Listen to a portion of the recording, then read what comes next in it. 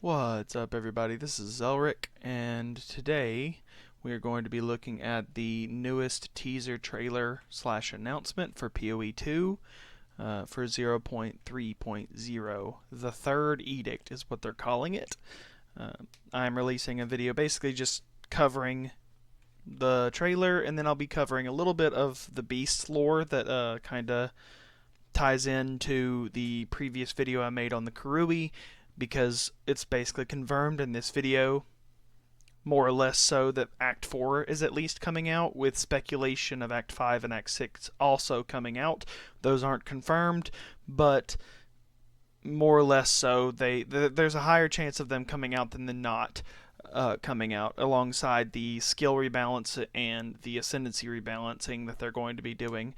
Now, that does mean that potentially there's no new class coming in this update, probably, I would say, due to all the rebalancing they're probably going to be doing, because it sounds like they needed to kind of look over a lot of what was there in game. A lot of the skills in game just that did not feel good. There was an overwhelming amount of skill gems that weren't there, that just needed a lot of work, really. So because of that, and the ascendancies that needed a ton of just more thought put into them, better placements of nodes, better number tuning in terms of like just the percentages and the damage stuff that it does give, the benefits that it gives, alongside the passive tree being kind of a mess and not really all that great right now. All that stuff I feel like is probably going to be touched, which means that probably no new class in this update, which is fine with me, honestly. If there isn't a new class in this update, I'm okay with it. I would prefer them, instead of rebalancing everything, that they release new content. But if they are releasing the last 3 acts and no longer having people go through Cruel, then that would kind of make up for the fact that there's no class, in my opinion, because a smoother campaign playthrough where there's more bosses, more of what everybody loved about PoE 2, the better. And then they can work on rebalancing and getting to the end game and adding more stuff, because ultimately rebalancing can be done later when all the rest of the stuff that fills out the game is there. I feel like a lot of what people actually, when you boil down a lot of what is there in terms of content, that people are mad at about PoE 2, a lot of people just want more to do in PoE 2.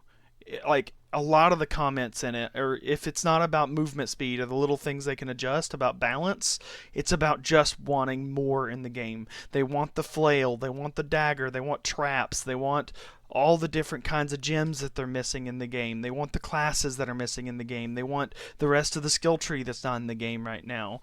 Like, basically, like I'm saying, every single a lot of the problems that you can see in the game are just because there's just not enough of the game there yet, and people want more of it. So that to me says that people as a whole love PoE 2, but they just want more to be there. And I think once the game is in a more complete state, people will see what is there. The classic vision will be more visible to a lot more people. But right now, because that isn't the case, people can easily nitpick at certain things, because it's like half of a ship is there, you know? So there's exposed wires and things that just aren't there yet that need to be, and obviously people can pick away at that. So anyway, let's look at this trailer, in its entirety, and then it's only 30 seconds, so it won't take long. Talk a little bit about the Beast after that, and then, wrap it up. This weapon is our only chance to save humanity. We must invoke the third edict.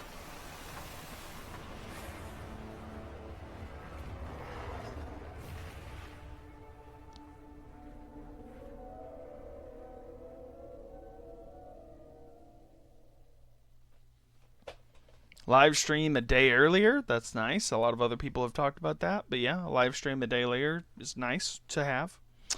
On a Wednesday instead of a Thursday like it usually is. Anyway, actually, no, I want to keep that up right now. I do want to turn it down. So, we see Sin, or the Hooded One, as if you've played through the campaign. He drops down and starts building a weapon of some sort that I think there's been a couple of other people point out that there's been some pictures released over the last few weeks or so with or over the promotional material of PoE2's lifespan as a whole that released, and you can see this weapon that's being made in the trailer. You can see this weapon here that he's making. They've released some promotional material beside this video, and some stuff that's in sorry, some stuff that's in the video. You can see this weapon in other pictures and stuff like that. So anyway, excuse me, my wife got on the phone, so I got distracted a little bit. Anyway, this right here basically confirms that there's Act 4, just because we've seen material where you can see there is some kind of Karui chieftain looking guy using this weapon that is a fully completed weapon, and what I think the third edict is referring to is a cataclysm. So that means that Sin is probably using this weapon to cause the third edict, which is causing the third cataclysm. Why is he doing that? We don't know, but we will probably find that out in the story itself. But the cataclysms are caused by the beast. The beast is what people on Rayclass refer to as nightmare or darkness. It's also the source of just magic in general in the entirety of Rayclast. That's why people from other continents, like the Calgurans, they aren't able to interact with the skill gems and stuff because they weren't ever affected by the beast's influence over on their continent. Because Rayclast is just one continent, other than like Oriath and stuff. Rayclast is a continent, where Calgur is another island slash continent. So since they were never really affected by the corruption, they don't have the ability to touch the thaumaturgical energy that comes from the beast. Because everybody that's lived on Rayclast or in adjacent little areas are touched by its influence, which is why you see all the monsters around and all the corruption in PoE2.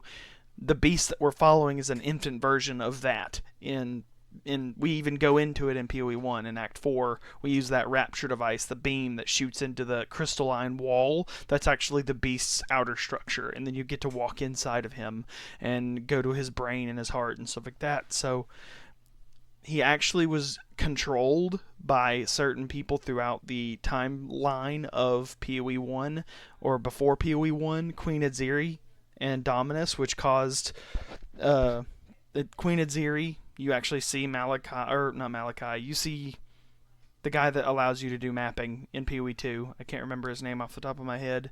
Anyway, and Queen Adziri caused the first cataclysm, which you see at the end of Act 3. That explosion is the first cataclysm. Dominus also was tapping into it. I know I'm kind of reading off of this, but yeah, Dominus tapped into that ability. You see him turn into that grotesque monster in Act 3 in PoE1. That was him being controlled by the beast's influence, which all of these people tend to think that they're the ones controlling the beast, when in turn it's actually the other way around. They get consumed by the corruption, just like Count Geonor said in his fight when he like as Sin is about to take him out for good and stop his heart. You hear him say that the corruption consumed me. And this basically happens to everybody that wants to try and control the beast's power to like reshape reality. As Piety says, the ability to turn what is real into what is imagined.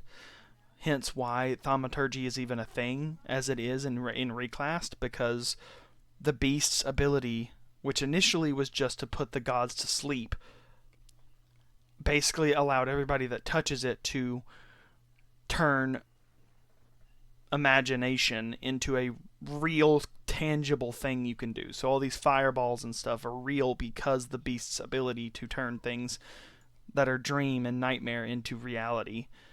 Which is why everybody wants it, because obviously that kind of power seems very tempting to people that want power. And when you go to try and control this thing, Sin says in Act 6 that it didn't have any will of its own, but because of that, other people were able to come in and try and control it and manipulate how it does things. And because of that, its own will was kind of changed over time. It itself was benign on its own because all it was meant to do was put the gods to sleep. But because other people wanted to thrust their will and their ambitions onto it, it became a corrupting force. Not that corruption wasn't there to begin with, but it wouldn't have become as bad for humanity and mortals because sin never intended for its power to affect mortals as it has. Or if he didn't, I don't know if he either didn't intend it or just didn't know the overflowing effects it would have on the rest of the planet as a whole. This is like a kind of a rendition. This outline here is a rendition of like an earlier version of the beast, I think from GG's standpoint on a divination card from PoE 1, and this is it in Act 2 of PoE 2. This is like an infant stage of it as it's building itself because it's being fed more and more souls, more and more bodies, obviously, to reach this stage. And obviously, by the time we find it in the next act, we do find it in, which I don't know if that'll be in Act 4 or 5 or 6, but once we find it again, it'll be even bigger. And obviously, Sin is attempting to get rid of it because it has grown far too strong for him to stop on his own. So he needs this weapon that we are getting in Act 4, I would imagine. We're chasing down this weapon to start this cataclysm, which probably happens either in Act 4 or Act 5. I'm going to imagine that it happens at the end of Act 5 after we've killed the central guy of PoE 2. I'll show you his picture. Path of Exile 2. Oh, Exile, heard? Exile 2. Can I show you the picture of the guy? This guy. This guy right here. This guy right here, his name is Luminous, I do believe, and I think he is related to the chick that keeps, like, you keep following. The chick in PoE 2 that keeps talking to you and jumping between Count Geonor and then the King of the Sands that you fight in Act 2. Both of them, the Oriana, I think her name is, she is attempting to use them to get more power into the beast. And this is either her son or someone related to her that I think, since he is a prominent figure on this here board, he is meant to be the final boss of the PoE 2 campaign. I believe we'll fight him in both Act 5 and Act 6. We'll probably kill his mortal form in Act 5 or defeat him somehow, and then I think a cataclysm will occur, which then will cause us to drop down into the Beyond, which is like PoE 2's or the Path of Exile version of Hell. Other people have better explanations of this if you want to go see people like Dreamcore or Kitten Cat Noodle. Anyway, they basically have said that, yeah, the Beyond is this version's Hell, and I think you're going to be going through it probably in like a boss rush style ending to the campaign, because Act 6 is meant to be shorter than all the rest of the acts, and they've even said it's more intense than the rest of the acts. So that's kind of all we know about the beast and the acts right now. Like I said in the past, in the earlier part of this video, I think that we are probably getting the rest of the acts and just a massive rebalance of everything in the game, including basically everything that everybody's been complaining about. I think they're at least looking at in this patch. And there's going to be less like new stuff, I think. I could be wrong. But I think the acts are going to be like the main new thing that are in the game. Obviously, that comes with some new maps and some new bosses to fight, which means that a mapping will have more content fighting, but not necessarily like a new class. I could be wrong. They might be bringing in a class. I hope so. If it's not the Druid, I would prefer like the Marauder right beside the tribal stuff, because then that would mean they probably bring in the Axe, which I think out of any class in the game right now, melee users need more options for their weapons. I truly believe that. I think that melee is suffering from the fact that they only have the mace to use, and because the mace is super slow, they don't get the chance to actually like flesh out what they want to do in a melee sense. You can really only do slow slam type abilities. You can't do other things. So I think once swords are come out, which we know is later on, they've already stated that swords are not coming in for quite a while, but axes they haven't said anything about. And I can honestly either cope that axes are coming out or the druid is coming out, and I think Marauder would fit the theme better. They've already said that in the previous video. I've stated that they said tribal is the hint, so I wouldn't be too surprised if the Marauder was coming into the game. Anyway, that's kind of my thing for today. That's an overview of what's coming in this announcement trailer, or what was in this announcement trailer, and an overview of the lore of the beast in PoE 1 and 2. Comment below if you want to see anything like it. My next videos will probably be closer to like what's changed with the build and what my plans are for the launch of 0.3. Of hope you all have had a great day, and if you've liked this video, please leave a like. If you want to subscribe, please do that. If you want to leave a dislike, leave a dislike. I hope you're all having fantastic days or nights or whenever it is, and peace out.